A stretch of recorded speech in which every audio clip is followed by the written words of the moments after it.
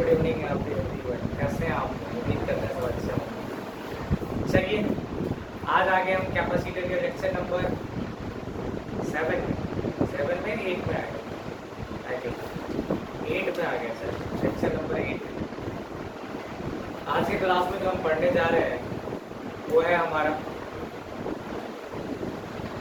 नया topic, discharging of capacitor. क्या पढ़ने जा रहे हैं? Discharging of capacitor. हमने लास्ट क्लास में पढ़ा था कैपेसिटर को हम चार्ज कैसे करते हैं, हमने देखा था। कैपेसिटर में जैसे ही हम कैपेसिटर को लास्ट क्लास में हमने ये पढ़ा था कि जैसे हम स्विच को ऑन करते हैं तो कैपेसिटर में अपने आप कोई चेंजेस नहीं आता है। जब टाइम का वैल्यू 0 होता है तो चार्ज कितना होता है उसमें? 0 होता है। जब टाइम कुछ हो गया आपका 10-20 मिनट, 30 मिनट, 40 मिनट, यानी कि टाइम क्लोज टू RC पे, हमने देखा था कि कैपेसिटर 63% चार्ज हो जाता है। ये पढ़ा था। उसके बाद क्या देखा था हमने कि जब टाइम का वैल्यू जो है इनफाइनाइट हो जाता है, बहुत लंबा टाइम हो जाता है, उस टाइम में जो है कैपेसिटर में फुल चार्ज हो जाता है, हमारा कंप्लीटली चार्ज होता है। और उसमें चार्जिंग का एक इक्वेशन हमने पढ़ा था। क्या पढ़ा था? Q = 2 note into 1 minus e के पावर माइनस T/RC। ये पढ़ा था हमने। ये इक्वेशन होता है हमारा charging of capacitor. Charging of capacitor का ये इक्वेशन होता है। आज के क्लास में जो हम पढ़ने जा रहे हैं, लिख दीजिए आप, इसका नाम है डिस्चार्जिंग ऑफ कैपेसिटर। क्या उसको हेडिंग कीजिए, discharging of capacitor.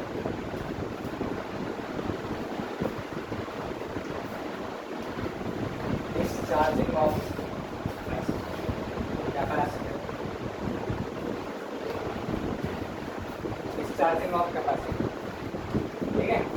Discharging of capacitor क्या है, ध्यान से सुनिएगा। हमारे पास में ये है RC सर्किट। क्या है?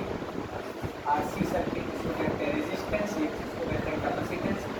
और ये हमारा वोल्टेज है, EMF लगा दिया आपने यहाँ से, और ये आ गए हम स्विच के पास, ठीक है। ये था 1, ये था 2 और ये था 3। बताइए, कैपेसिटर है, ये प्लस है, ये माइनस है, वोल्टेज यहाँ पे भी है। अंडरस्टैंड? अब बताइए, हमारे पास में ये जो कैपेसिटर है अभी ये चार्ज है, फुल चार्ज है। अब तो ब्रांड में देखे होंगे कैपेसिटर होता है कंडेंसर, व्हाइट कलर का, इसको कहते हैं कैपेसिटर, ये कंडेंसर। ये अभी फुल चार्ज है अपने पास। हमको क्या करना है? डिस्चार्ज करना है। कैसे होगा डिस्चार्ज? बताइए, डिस्चार्ज कैसे होगा? अरे जैसे हमारा मोबाइल फोन है, मोबाइल फोन फुल चार्ज है, अब ये डिस्चार्ज कैसे होगा? उसको यूज करेंगे हम, यूज करेंगे, क्या करेंगे? यूज करते टाइम में क्या करते हैं? चार्जर लगाते हैं, यानी कि जब हमारा फोन फुल चार्ज है तो क्या करते हैं? चार्जर लगाते हैं, चार्जर को हटा देते हैं। चार्जर को लगाते हैं, हटा देते हैं, हटा देते हैं।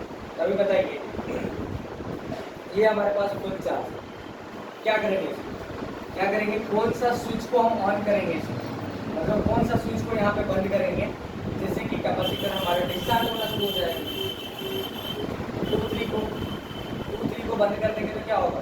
कैपेसिटर डिस्चार्ज होना शुरू हो जाएगा। कैसे डिस्चार्ज होगा? अच्छा, 1 क्या हो गया? 1 तो कनेक्ट नहीं हुआ, 1 और 3 को कनेक्ट करेंगे। देखिए, हमारे पास ये है बैटरिया, ये बैटरिया आपके पास नहीं है क्या? ये बैटरी है, ये हो गया पॉजिटिव टर्मिनल, ये हो गया नेगेटिव टर्मिनल। अब पॉजिटिव टर्मिनल से ये वाला पार्ट जुड़ा हुआ है, नेगेटिव टर्मिनल से ये वाला पार्ट जुड़ा हुआ है।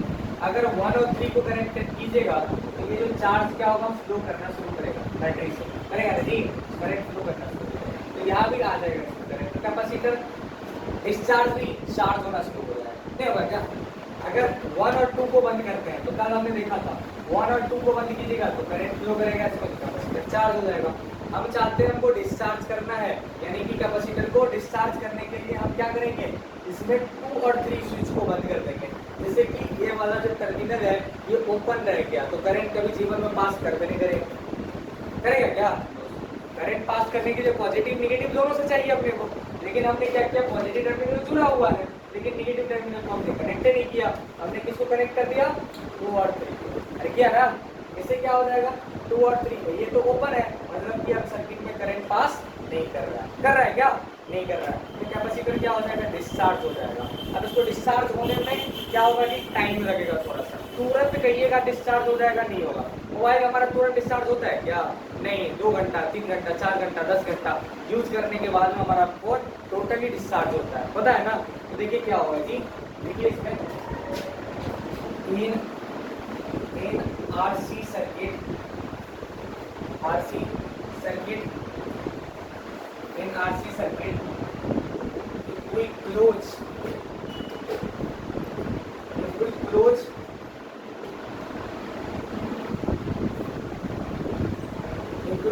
switch 2 and 3 switch 2 और 3 को क्या करेंगे हम क्लोज करेंगे if we close switch 2 and 3 then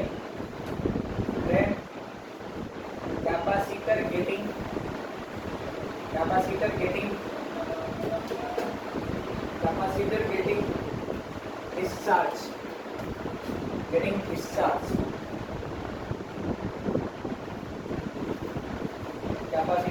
discharge capacitor क्या होता है डिस्चार्ज होना शुरू हो जाता है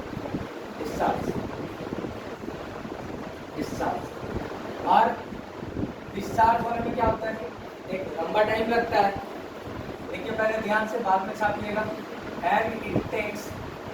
and it takes finite time क्या लेता है जी finite time लेता है estate time लेता है to get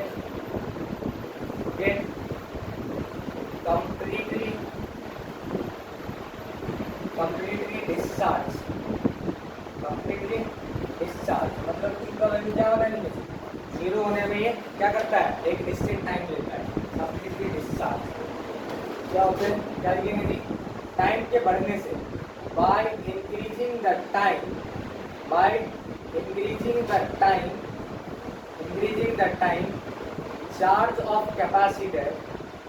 by increasing the time charge of capacitor by increasing the time charge of capacitor is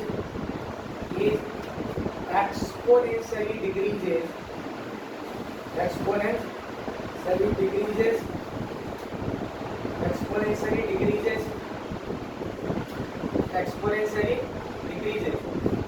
क्या होगा जी घटता जाएगा such as Q is equals to Q naught into e के power minus T by R C देखिए यहाँ पे exponentially ऐसे decrease करना शुरू कर देता है समझ गया बात को जहाँ पे Q क्या है जी where Q क्या है चार्ज at any time किसी भी टाइम पे जो चार्ज होगा ये Q है ये Q नोट क्या है भैया इसको कहते हैं फुल चार्ज क्या कहते हैं इसको फुल चार्ज कहते हैं और क्या है जी इसको कहते हैं एक्सपोनेंशियल फंक्शन डिवीजन होना है एक्सपोनेंट जिसका जो वैल्यू है होता है 2.71 और 1 बाई इनका वैल्यू होता है 0.37 जैसा कि हमने बता दिया था ई जहाँ पे क्या है टाइम है ई जहाँ पे क्या है टाइम और आर जहाँ पे कैपेसिटेंस रेजिस्टेंस और सी क्या है यहाँ पे कैपेसिटेंस क्या किया हमने याद सुनना होगा क्या किया हमने ये हमारे इसको कहते हैं आरसी सर्किट क्या कहते हैं इसको आरसी सर्किट कहते हैं जब हम स्विच किसको बंद किए यहाँ पे 2 और 3 को बंद किए तो कैपेसिटर क्या हो गया डिस्चार्ज होना शुरू हो गया और पूरा का पूरा चार्ज जीरो होने में क्या लगा है निश्चित टाइम लगा कितना टाइम लगेगा फाइनाइट टाइम और जैसे ही टाइम को हमने बढ़ाया टाइम को हमने क्या किया बढ़ाया जैसे टाइम बढ़ता गया चार्ज जो है कैपेसिटर का घटता गया कितना कैसे घट रहा है देखिए एक्सपोनेंशियली डिक्रीज कर रहा था Q बराबर Q नोट e के power minus T by R C के बराबर सबसे बात तो Q जहाँ पे चार्ज है किसी भी टाइम पे Q नोट है फुल चार्ज एक्सपोनेंशियली यहाँ पे क्या है एक्सपोनेंट है और टी को क्या कहते हैं हम लोग टाइम कहते हैं आई बस समझ में अब हम एक एक केस को इसमें डेराइव करते हैं यहाँ पर और इसको आप छाप ठीक है गाइस ये था हमारा discharging of capacitor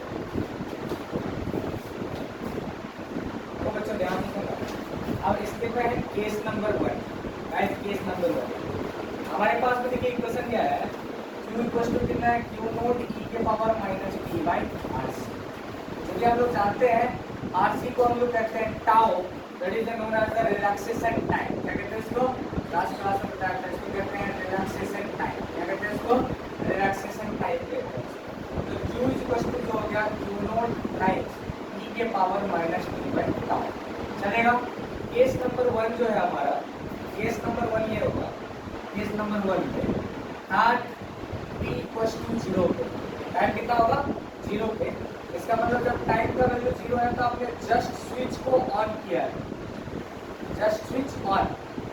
time equal to 0 पे क्या किया आपने, जस्ट स्विच को ऑन किया है। जस्ट स्विच को ऑन करने से क्या होगा, यहाँ पे Q is equal to Q nought E के पावर, E के जगह पर कितना आ जाएगा, -0 हो जाएगा। अरे बोलो 0 बाई टाउ। 0 में किसी भी संख्या से अगर हम क्या करते हैं, भाग देते हैं तो वैल्यू कितना आ जाता है, 0 E के पावर 0, यानी कि ये जो आ गया आपके पास 0 मतलब 1, E के पावर 0 मतलब वैल्यू कितना आ जाएगा 1, ये आ गया Q नॉट के बराबर। है कि नहीं है, छापना बंद करके पहले समझ लो Q इक्वल टू कितना हो जाएगा, Q नॉट आ गया। है कि नहीं आया, ये हो गया फुल चार्ज। देखो ना प्रूफ हो गया हमारे पास कि जब टाइम का वैल्यू 0 है तो अभी कैपेसिटर हमारा कितना चार्ज है, फुल चार्ज नहीं है क्या, हमारा फुल चार्ज कैपेसिटर है ना जी, फुल चार्ज। अब टाइम का वैल्यू जो है, जैसे देखिए यहाँ पे और सुनिएगा, अब क्या किया आपने केस नंबर 2 में, केस नंबर 2 पे हम बात करते हैं। केस नंबर 2 में क्या हो जाएगा, time equal to RC put कर देते हैं, suppose time equal to RC का मान पुट कर देते हैं, क्या हो जाएगा, तो Q बराबर कितना हो गया, Q नॉट E के power minus T by RC formula है, तो Q is equal to Q nought into E के पावर, ये हो जाएगा आरसी बाई आरसी, क्या होगा, बोलो ना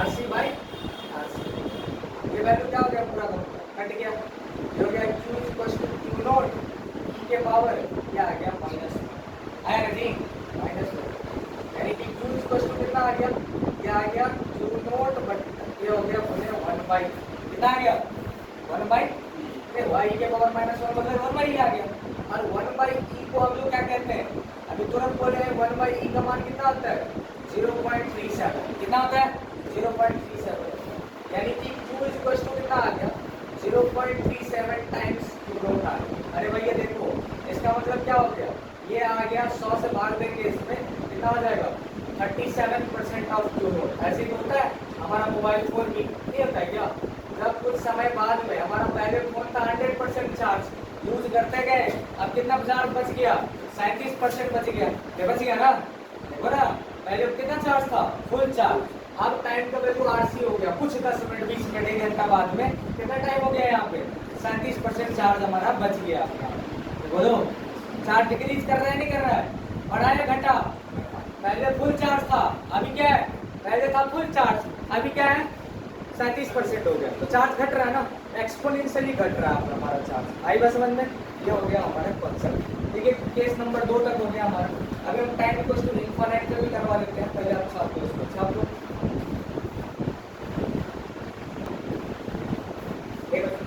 नाउ केस नंबर 3 की बात कर रहे हैं, यहाँ पे टाइम का वैल्यू कितना है infinite, time equal to infinite time जो होता है इसको कहते हैं हम लोग एसटीडी स्पीड, क्या कहते हैं इसको एसटीडी स्पीड कहते हैं, मतलब कि आफ्टर वेरी लॉन्ग टाइम, सवाल में क्या यूज करेगा आफ्टर वेरी लॉन्ग टाइम, लंबे समय के बाद, यानी कि टाइम इक्वल टू इनफाइनाइट पे क्या हो जाएगा charge Q equal to Q nought E के पावर माइनस क्या हो जाएगा इन्फिनिटी बटा आरसी, अरे बोलो ये हो गया Q नॉट E के पावर, ये हो गया माइनस इन्फिनिटी बटा आरसी, इन्फिनिटी को किसी भी संख्या से भाग देंगे तो कितना आएगा इन्फिनिटी ही आएगा, और ऊपर में माइनस में दिया हो गया माइनस इन्फिनिटी, इसका मतलब क्या हो गया Q nought into 1 by E के पावर इन्फिनिटी, E का मान होता है 2.71 और 2.71 में इन्फिनिटी है पावर में, अरे भैया 2 के पावर 2 4 होता है, 2 के पावर 6 कितना होता है 64 होता है ना। अब इसी प्रकार सोचो कि जैसे जैसे वैल्यू बढ़ता जाएगा वैसे वैसे वैल्यू और बढ़ेगा, यानी कि ये पूरा का पूरा जो वैल्यू है Q नॉट टाइम्स आ जाएगा 1 बाई इन्फिनिटी। अब किसी भी संख्या को अगर इन्फिनिटी से भाग देते हैं तो पूरा का पूरा वैल्यू कितना आता है 0, 0 पूरा करेंगे तो ओवरऑल कितना आ गया, देखो भैया एक बात और आ गया अपने पास, क्या आ गया, तब टाइम का वैल्यू क्या हो गया इनफाइनाइट, टाइम का वैल्यू क्या आ गया इनफाइनाइट हो गया, बहुत लंबे टाइम बाद, बहुत लंबे समय बाद, बहुत लंबे टाइम बाद में जो है देखिए बहुत लंबे टाइम बाद में क्या आएगा, एट t इक्वल टू जो इनफाइनाइट है इस t इक्वल टू इनफाइनाइट पे चार्ज का वैल्यू कितना आ गया 0 आ गया। इसका क्या मतलब समझ में आ गया भैया, देखो कि टाइम का वैल्यू जब 0 था तो कैपेसिटर फुल चार्ज था। टाइम का वैल्यू जब RC हो गया तो कैपेसिटर में कितना चार्ज हो गया? अरे बोलो, चार्ज कितना हो गया? हमने देखा था 37% हो गया था, नहीं हुआ था? और जब टाइम का वैल्यू इनफाइनाइट हो गया तो चार्ज कितना हो गया? चार्ज डिक्रीज कर रहा है, ग्रेजुअली डिक्रीज कर रहा है, नहीं कर रहा है क्या? ध्यान रखिए। इसी प्रकार क्या होगा? Voltage during discharging, voltage during discharge, voltage क्या हो जाएगा? अभी तो पढ़ा आपने Q बराबर क्या है? यह Q नोट इंटू E के power minus T by RC है। तो Q बराबर क्या होता है? C, जो हो गया C इंटू V नोट, और E के पावर कितना हो जाएगा? Minus T by RC। C से C क्या हो गया? कट गया, बच क्या गया आपके पास? E is equal to V nought E के power minus T by RC, minus T by RC। देख रहे हो, वोल्टेज भी ग्रेजुअली डिक्रीज कर रहा है, क्या कर रहा है? वोल्टेज भी ग्रेजुअली डिक्रीज कर रहा है। इसी प्रकार यहाँ पे आ गया हमारे पास, ठीक है?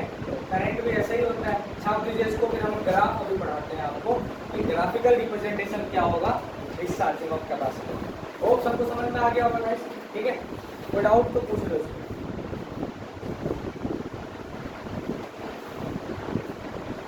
तो गाइस अभी हमने देखा कि जैसे जैसे टाइम बढ़ रहा है तो चार्जिंग में हमने देखा था कि टाइम का वैल्यू जब 0 था तो कैपेसिटर जो है वो 0 चार्ज था। जब टाइम का वैल्यू जो है RC हो गया तो कैपेसिटर जो है 63% चार्ज हो गया था, 63%। जब टाइम का वैल्यू इनफाइनाइट हो गया तो फुल चार्ज हो गया। इसी प्रकार अभी डिस्चार्जिंग में थोड़ा देखा हमने, जब टाइम का वैल्यू 0 था तो फुल चार्ज था, जब टाइम का वैल्यू RC हो गया तो 37% हो गया, तो चार्ज घट के, और टाइम का वैल्यू जब इनफाइनाइट हो गया तो चार्ज कितना हो गया? 0 हो गया। नहीं समझे? तो इसको ग्राफ में कैसे रिप्रेजेंट करेंगे? देखिए तो देखिए ग्राफिकल रिप्रेजेंटेशन क्या होगा। अगर मैं बात करूँ तो फोर चार्जिंग की ग्राफ, फोर चार्जिंग के लिए क्या फॉर्मूला है? Q बराबर Q nought into 1 minus E के power minus T by RC, है ना? देखो जी ग्राफ कैसे होता है। अभी हमने देखा था कि time at t equals to 0 पे चार्ज का वैल्यू कितना था? 0। At t equals to RC पे देखा तो चार्ज का वैल्यू कितना आ गया? 0.63 Q नोट के बराबर आया था ना, यानी कि 63% ऑफ Q नोट हो गया। करेक्ट। और एट हमने देखा टाइम इक्वल्स टू इन्फिनिटी पे चार्ज का वैल्यू कितना हो गया? Q नोट के बराबर आया, नहीं आया क्या? देखिए जरा ध्यान से। अभी मैं बात करूँ, ये चार्ज है Q और यहाँ पे टाइम क्या है? T है। देखो बच्चों, तो क्या होगा यहाँ से? अभी टाइम का वैल्यू 0 पे चार्ज कितना है? 0। और टाइम का कैसे बढ़ रहा है, चार्ज का वैल्यू क्या हो रहा है जी? ऐसे ग्रेजुअली क्या हो रहा है? एक्सपोनेंशियली बढ़ रहा है। समझ रहे हो बात? एक्सपोनेंशियल देखो नहीं आपको, ये एक्सपोनेंशियल देखो ना, बढ़ रहा है, ऐसे बढ़ रहा है। देखिए आपको जब टाइम का वैल्यू यहाँ पे क्या हो गया? देख रहे हैं टाइम का वैल्यू कितना हो गया? RC हो गया, 0.63 Q नोट आ गया, नहीं आया क्या? और टाइम का वैल्यू अगर इनफाइनाइट हो गया, देख रहे हो ये हो गया Q नोट, क्या हो गया? ये Q नोट हो गया, फुल चार्ज हो गया, हुआ ना? अभी देखो इधर एक्सपोनेंशियली इसको एक्सपोनेंशियली बढ़ रहा है। और दूसरा देखिए फॉर डिस्चार्जिंग की बात करें, फॉर डिस्चार्जिंग के लिए जो है क्या फॉर्मूला है? Q बराबर Q नोट E के power minus T by RC, minus T by RC, ठीक है? देखिए यहाँ से हमने देखा कि जब टाइम का वैल्यू कितना था? 0, तो हमने जो चार्ज देखा अभी कितना आ गया था? Q नोट आया था। टाइम का वैल्यू जब RC हो गया तो Q बराबर कितना आ गया? 0.37 Q नोट आ गया, 37% ऑफ। बोलो, जब टाइम का वैल्यू इनफाइनाइट आ गया था तो चार्ज कितना हो गया था? 0 आ गया। मतलब देखा जाए तो अगर ग्राफ खींचा जाए इसका तो किस प्रकार का ग्राफ है? ये चार्ज है और ये क्या हो गया? यहाँ पे T है। इसका जो ग्राफ है तो किस प्रकार का ग्राफ इसका करता है? देखो नहीं आप, देखो अभी चार्ज कितना था? Q नोट था ना, जब टाइम का वैल्यू 0 पे था। अभी चार्ज कितना हो गया? देख रहे हो, घट के 0.37 ऑफ Q नोट हो गया, नहीं हो गया क्या? और जब टाइम का वैल्यू इनफाइनाइट हो जाएगा तो चार्ज कितना हो जाएगा? 0 हो जाएगा, नहीं होगा? इस एक्सिस पे या गया टाइम का एक्सिस, बड़ी दिक्कत नहीं होगा। ये है आपका ग्राफिकल रिप्रेजेंटेशन, याद रहेगा, ठीक है?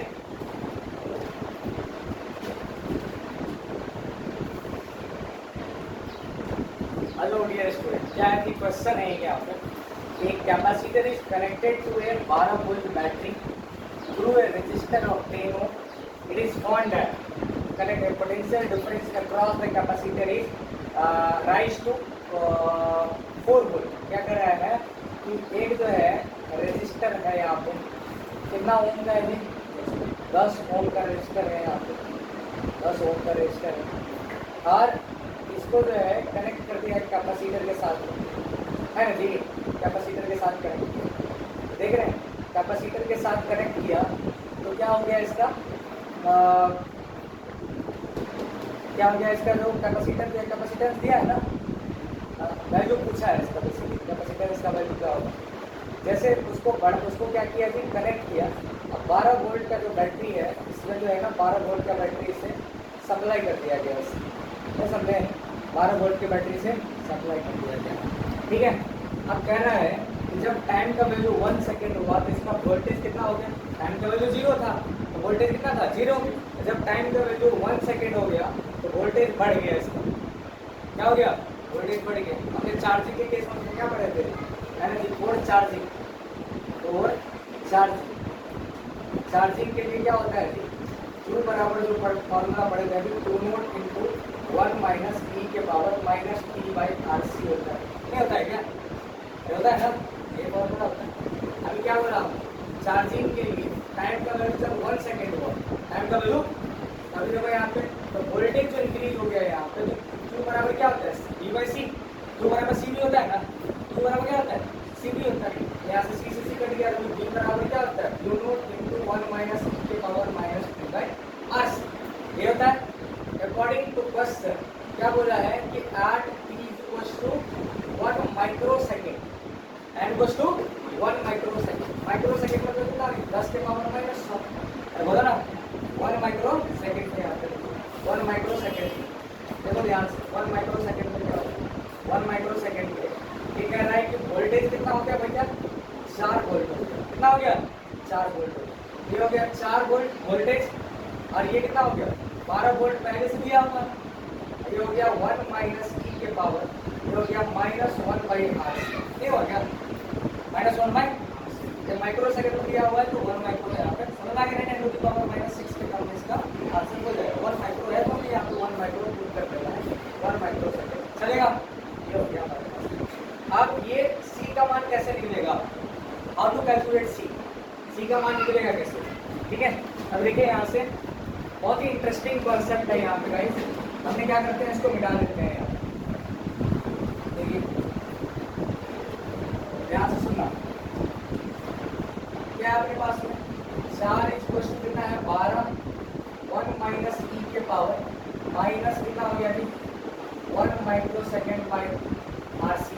ये है क्या, देखो यहाँ पे जो हो गया 4/12 व 4/12 हो गया 4/12 आपका, और ये हो गया 1 माइनस ई के power minus 1 micro second by R C. नहीं हो गया, micro second by R C. ये हो गया आपका 4 दिया 12 हुआ जी 1/3, 4 एक 4, 4 ये हो गया आपका 1/3 इक्वल्स टू 1 माइनस ई के पावर माइनस क्या हो गया जी 1 micro second by R into C हो गया. क्या करेंगे, ये इधर से इसको इधर ले आओ तो पॉजिटिव में आ जाएगा. अरे बोलो, ये हो गया आपका, तो माइनस की टर्म में है तो ध्यान रखना, इसको कोई दिक्कत वाली बात नहीं है. इसको इधर ले आते हैं, इसको इधर ले आते हैं तो क्या हो जाएगा, ई के power minus 1 micro second by R C बराबर कितना आ जाएगा 1 माइनस 1/3 हो जाएगा. होगा, इससे क्या हो जाएगा, देखो 1 माइनस 1/3 में से 1 गया तो कितना हो गया 2/3. ई के पावर आ गया माइनस 1 माइक्रो सेकेंड बट्टा आर इंटू सी बराबर कितना आ गया 2/3. अब यहाँ पे सी का मान कैसे निकलेगा डियर स्टूडेंट, आर का मान तो दिया हुआ है 10 है, नहीं है क्या. अब सी का मान कैसे निकलेगा, अब यहाँ से कॉन्सेप्ट आता है, बहुत बढ़िया कॉन्सेप्ट है, टेकिंग लॉग बोथ साइड. क्या लेंगे जी, लॉग, इसको कहते हैं ln both side, log both side, दोनों साइड जो है ln लेने पे क्या हो जाएगा, देखो जी ये हो जाएगा ln ई के पावर माइनस 1 माइक्रो सेकेंड बट्टा क्या हो जाएगा आर सी होगा. और ये भी बेस में क्या होता है, ln के बेस में हमेशा ई होता है, लॉगरिथम फंक्शन कहते हैं इसको. क्या कहते हैं, लॉगरिथमिक फंक्शन कहते हैं, बेस में ये होता है। और ये हो गया आपका ln 2/3 हो गया, बेस में ये हो गया। चलेगा नहीं चलेगा, ये हो गया। और जानते हैं एक लॉग का प्रॉपर्टी होता है डियर स्टूडेंट, क्या होता है? लॉग का प्रॉपर्टी होता है। एक काम करो, आप इसको पूरा का पूरा छाप दो, इस यहाँ तक समझ में आएगा। इसको हम यहाँ पे इसको पूरा छाप दीजिए, फिर हम आगे बात करते हैं। नहीं तो देख लो यहाँ पे, देखो यहाँ देख लो ध्यान से, सॉल्यूशन यहाँ से देखिए थोड़ा ध्यान से। ये क्या हो गया आपका? लॉग का एक प्रॉपर्टी होता है, लॉग a के पावर n, a के पावर में क्या है? n है, बेस में b है, तो क्या होता है? n into log a b होता है। ठीक है जी, यानी कि जो पावर में रहता है ना वो गुना हो जाता है यहाँ पे। देखो जी, तो पावर में कितना है? 1 माइक्रो सेकेंड बटा क्या है? r इंटू सी। ये हो जाएगा ln बेस की हो जाएगा यहाँ पे, होगा कि नहीं होगा? और ये हो गया ln 2/3, क्या हो गया ये? ln हो गया 2/3 बेस में की। चलेगा नहीं चलेगा? आर्गुमेंट और बेस अगर सेम होता है, आर्गुमेंट और बेस अगर सेम हो जाता है, इसका वैल्यू कितना हो जाता है? 1। कितना हो जाता है? 1 हो जाता है। ये हो गया 1 माइक्रो सेकेंड, माइनस में है। ये हो गया r इंटू सी बराबर, इसका वैल्यू कितना हो जाएगा? ln 2/3 है। इसको क्या लिखते हैं जी? ln 2/3 को हम लिखते हैं, इसको लिखते हैं जी 2.303। क्या लिखते हैं? 2.303। इसको लिख देता है log 2/3। तो इसमें क्या हो गया? हो गया 3। चलेगा नहीं चलेगा? हमको किसका मान चाहिए डियर बच्चों? इसको जो है आप इसको और भी सॉल्व कर सकते हैं। -1 micro second divided by r into C बराबर 2.303 हो गया। इसको लिख सकते हैं log, इसको लिख सकते हैं log 2/3 को हम लिख सकते हैं, क्या लिख सकते हैं? log 2 minus log 3, log 2 minus log 3 लिख सकते हैं। ठीक है, इसको छाप दो, फिर मैं आगे इसको स्टेप बढ़ा के सॉल्व पूरा फाइनल आंसर दे दूंगा। समझ में आया क्या किया हमने? यहाँ से हमने 4 के क्वेश्चन लगाया, 4 बराबर 12 इतना कर दिया हमने। यहाँ से इसको हमने कैलकुलेट करके यहाँ तक ले आए। ठीक है, ये हो गया हमारा, ये सॉल्यूशन यहाँ पहुँच गया। अब क्या करना पड़ेगा? इसको सॉल्व करने के लिए हमने दोनों साइड लॉगरिथम ले लिया, लॉगरिथम लेकर के हम उस स्टेप पे पहुंचे हैं, और फिर वहाँ पे हम फाइनल आंसर हमको निकालना पड़ेगा। देखो बहुत इंटरेस्टिंग क्वेश्चन था, इसमें बहुत सारे मल्टीपल कॉन्सेप्ट होते हैं, तो अगर नहीं बताया आपको तो फिर सवाल नहीं पड़ेगा। अंडरस्टैंड? हाँ गाइस, अब देखिए इसका अगला स्टेप क्या करेंगे। लेकिन कोई बच्चा का अगर डाउट हो यहाँ से, एक बार क्लियर कर लो इस बात को पूरा का पूरा। देखो यहाँ से मैं एक स्टेप पूरा लिख देता हूँ, फिर से फाइनल स्टेप। देखो ये जो पावर में था हमने क्या कर दिया? नीचे लिख दिया, ये हो गया -1 माइक्रो सेकेंड बट्टा r इंटू सी। ये हो गया ln, क्या हो गया? ln। ये हो गया e हो गया, और ये हो गया ln, यहाँ पे जो है ये हो गया ln 2/3 बेस में e है। डियर स्टूडेंट, हम जानते हैं कि बेस और आर्गुमेंट सेम हो जाता है, तो उसका वैल्यू कितना हो जाता है? 1 हो जाता है। तो बच गया 1 micro second by r into C. और देखिए लॉग को अगर बेस में e है, अगर बेस 10 में अगर कैलकुलेट करना चाहते हैं, कन्वर्ट करना चाहते हैं, तो आपको मल्टीप्लाई करना पड़ेगा 2.303 लॉग। ये हो गया 2/3 बेस 10 है। समझ गए? ये हो गया 1 micro second by R C that is equal to 2.303। ये हो गया, देखिए log a बाई b होता है, जिसको हम कन्वर्ट कर सकते हैं log a माइनस b में। ये हो जाएगा log 2, और ये हो गया 3 बेस 10 हो गया। ठीक है, ये हो गया आपका -1 माइक्रो सेकेंड बट्टा क्या हो गया? r इंटू सी बराबर, ये हो गया 2.303। ठीक है, और log 2 का वैल्यू कितना होता है? 0.30। कितना होता है? 0.30 माइनस, और log 3 का वैल्यू कितना होता है जी? 0.48। कितना होता है? 0.48 होता है। इस वैल्यू का आपको ध्यान रखना है। सब्ट्रैक्ट कीजिए यहाँ से, ये आ गया -1 micro second by R C बराबर 2.303। ठीक है क्या? इसको सब्ट्रैक्ट करोगे तो 48 में 30 क्या कितना हो जाएगा? 18। माइनस कितना हो जाएगा? 0.18। 0.18 कितना आ गया? ये माइनस का साइन क्या हो गया? कैंसल आउट आ गया। नहीं आएगा? तो ध्यान से सुनिए, हमको किसका मान निकालना है? सी का मान निकालना है। ये हो गया माइक्रो का मान क्या होता है? 10 के पावर -6।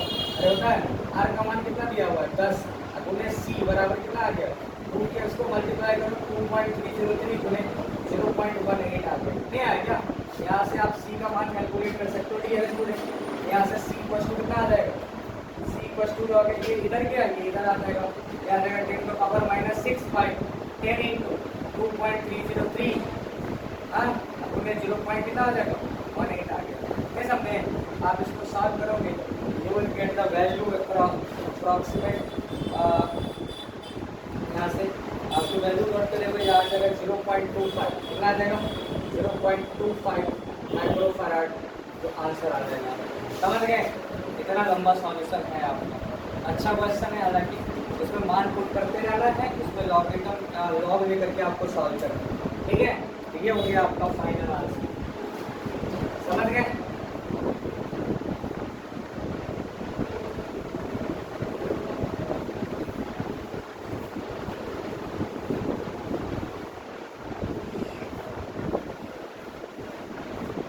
कोई परेशानी नहीं होनी चाहिए, ठीक है। इसी के साथ हम इससे आगे हम नेक्स्ट क्लास में पढ़ेंगे। हम पढ़ेंगे कल के क्लास में हम चाहेंगे, कोशिश करेंगे इस चैप्टर को खत्म करने का। वो है पोलराइजेशन और डाइलेक्ट्रिक पढ़ेंगे हम लोग, ठीक है। पोलराइजेशन और डाइलेक्ट्रिक नेक्स्ट 1 से 2 क्लास लगेगा, इसको खत्म हो जाएगा चैप्टर हमारा। ओके चलिए ठीक है, इसी के साथ हम मिलते हैं नेक्स्ट क्लास में गाइस। ध्यान रखिएगा, तब तक लाइक सब्सक्राइब और शेयर करते रहिए। ओके चलिए।